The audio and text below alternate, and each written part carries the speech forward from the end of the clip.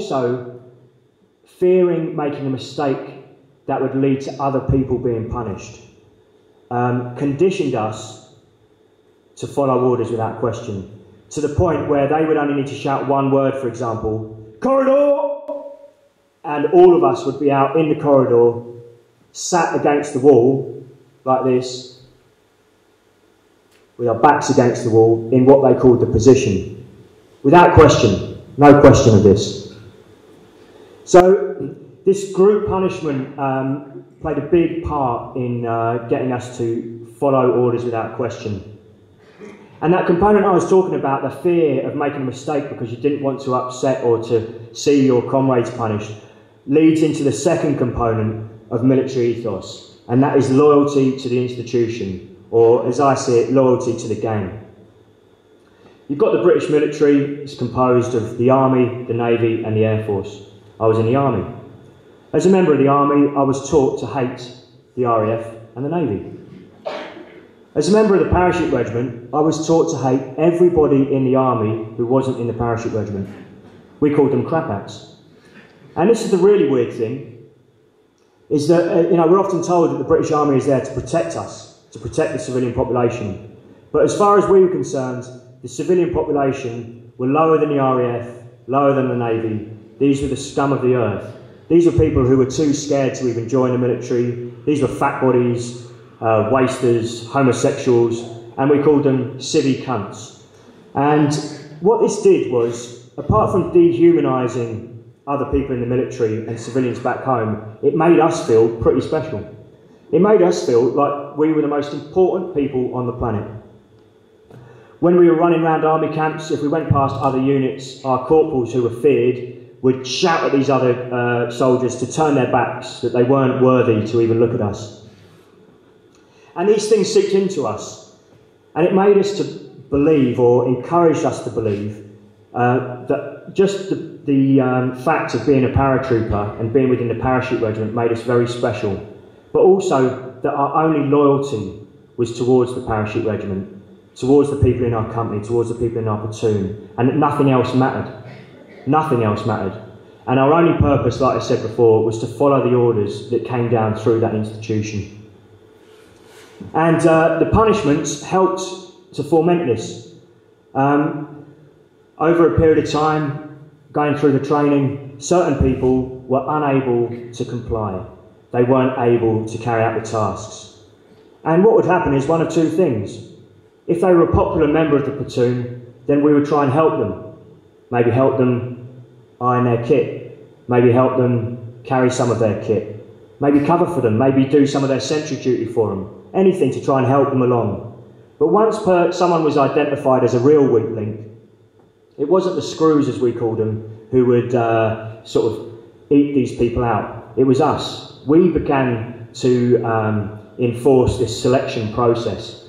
And so on a weekend, maybe on a Saturday night when all the screws were out of the barracks, we'd go into someone's room, wake them up, maybe punch them around a bit, the people who were causing us to get punished. And that that bullying and selecting people for certain punishments, again reinforced that idea that we were a select group of people. And that becomes more important maybe later on in the story.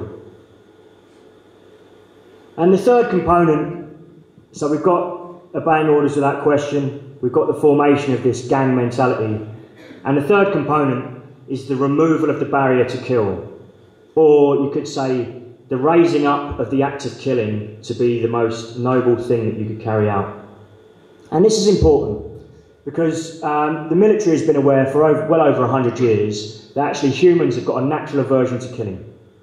During the American Civil War, very few soldiers actually fired their rifles at the enemy. There are many written reports from people who served during the American Civil War stating that actually when it came to the battles they were firing above the heads of the enemy because they just didn't want to kill. They've carried out archaeological digs of the Gettysburg battlefield, and a lot of the weapons that they've dug up have got 6, 7, 8 rifle balls loaded in. And what these guys were doing was, in these battles where everyone could see what everyone else was doing because they were in a close formation, is they were going through the process of loading the rifle, bringing it up to bear, but not firing it, and then loading another round in. During the First World War, only about 10% of infantry soldiers actually fired their weapons to kill. This is a problem for the military. In the Second World War, they managed to increase the numbers slightly. Since the Second World War, if we take Iraq as an example, the modern infantry soldier, 95% of modern infantry soldiers will fire their weapons to kill. So something's happened, and it's not a coincidence, and it's not some sort of chance that this has happened. And what's happened is some very sophisticated training has taken place. And what the focus is on is at the back of our brains, where the fight or flight mechanism is. We all have this component of our brain. We share it with most mammals. It's the oldest part of the brain. It's the bit of the brain that tells you when you go to step out onto a street and all of a sudden a car appears to step back. You haven't engaged your conscious brain. Something else has made you step back. It's that part of your brain that makes you freeze. And it's also the part of the brain, on the odd occasion, that will make you fight. But in most human beings, the default setting is to run or freeze. And I think we could sort of give an example of that is if a lion suddenly appeared on this stage and jumped into the audience, most people would run. A few people would freeze, and that's a sensible reaction as well. Animals pick up on movement. And a couple of psychopaths in a room would run towards the lion and try and kill it. Now, through a process of selection, but also training, the army is looking for that 2 to 5%. But it is also taking that 95% of people and trying to make killing normal to them. And there are many ways of doing this. One of them is through repetition. If you get people to repeat something again and again and again, it becomes normal. Another way of doing it is to manipulate language. When you're in the military, especially in the British military, we're given orders like this. Aim at the centre of the mass. Can anyone interpret that for me into basic English? Aim at the centre of the mass. Anyone any ideas what the mass is? The centre of the chest. Basically what they're saying is shoot someone in the chest. The mass is a person, the centre is the chest. But you hide the true nature of what you're doing through the language. Targets will fall when hit. So there are subtle things going on. There's a change in language, there's also repetition. And what the military is trying to do is stop you from engaging the front of your brain. The front of your brain is the conscious part that asks questions, makes your mind up, takes its time. And they don't want that. What they want to do is engage the back of the brain that just reacts. So, for example, you're taught again and again, especially in infantry units, that if you receive incoming fire, dash down, crawl, observe, sights, fire. So we know it in the sense of language, but that is also ingrained into people through physical repetition. So you go out into a field, people will fire at you or fire blank rounds, and you'll keep on doing this, physical repetition, physical repetition. And so what they're trying to do is to, and quite successful at this, is to disengage the front of the brain, engage the back of the brain, and it also ties back into the first component of the military ethos, which is to follow orders without question. If you've disengaged this front bit of the brain, it's a lot easier to follow orders without question. And so that's the kind of process that we went through within the parachute regiment. And like I said, the parachute regiment is at the extreme end of sort of military indoctrination, but there are components of this in any military training, whether you're a chef in the RAF or an engineer in the Navy. So, just as the captain had predicted at the start of this training, 6 months later, there were 8 of us left. And we were all sent to the same battalion. We were all sent to the 2nd Battalion, the Parachute Regiment.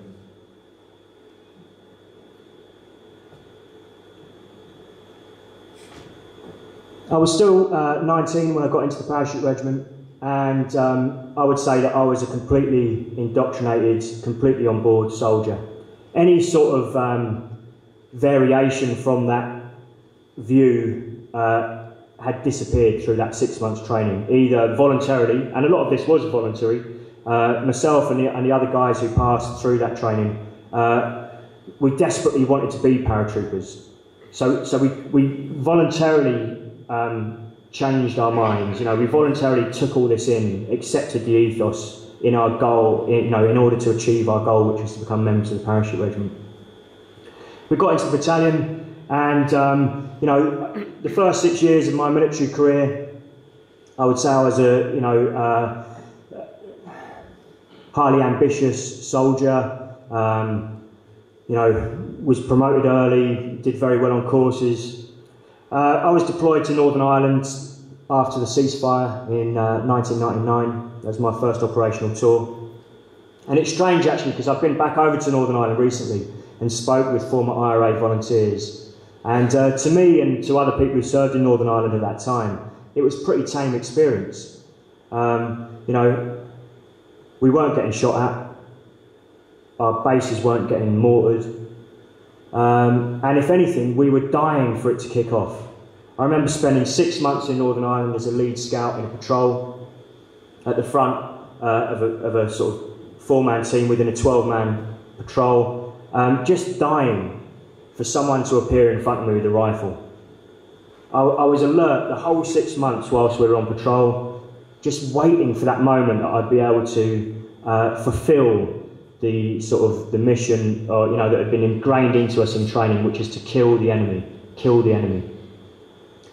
And so we spent those 6 months in Northern Ireland. We did, you know, some of the work was in riots, a lot of the work was just patrolling.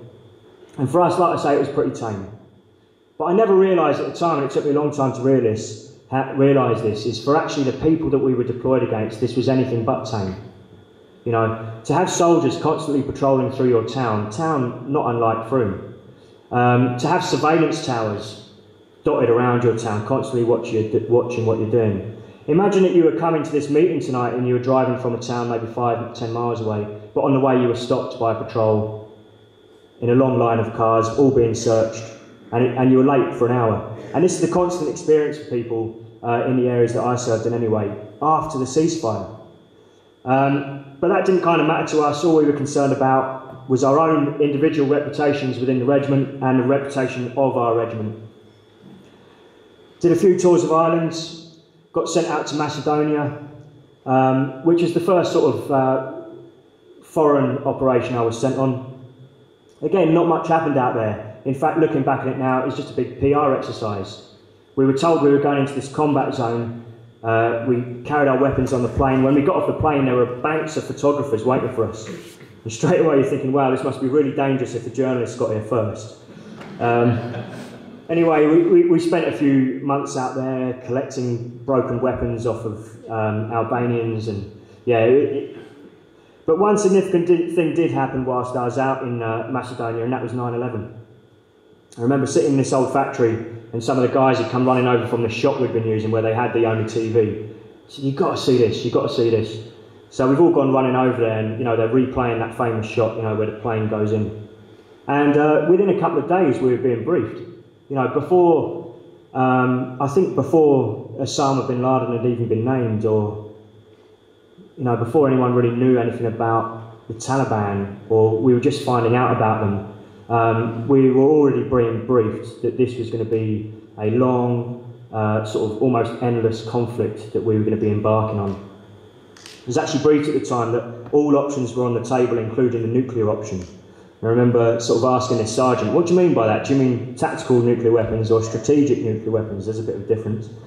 And he said, all of the options are on the table. And there was a noticeable change in the life of the army at the time. We'd gone from, if you weren't on operations or on exercise, life back in the camp was fairly easy. You'd get up in the morning at 8 o'clock, go for breakfast, maybe go for a run, come back, lie on your bed for a bit, maybe do a bit of training, have a long lunch. You know, same thing in the afternoon, maybe go for a few beers in the evening. But after 9/11, the tempo of the army changed to one of constant training, constant operations. The first time I deployed after 9/11, we deployed into Kabul, late 2001, early 2002. And again, you know, for us, the Taliban had been defeated and we were patrolling the city, and it was again pretty tame for us, you know. There wasn't much armed resistance against us. A patrol in our battalion shot up a car with some unarmed civilians in it. They maybe hadn't even heard about 9/11, and they thought we were Russians. And they said, "Oh, you're back."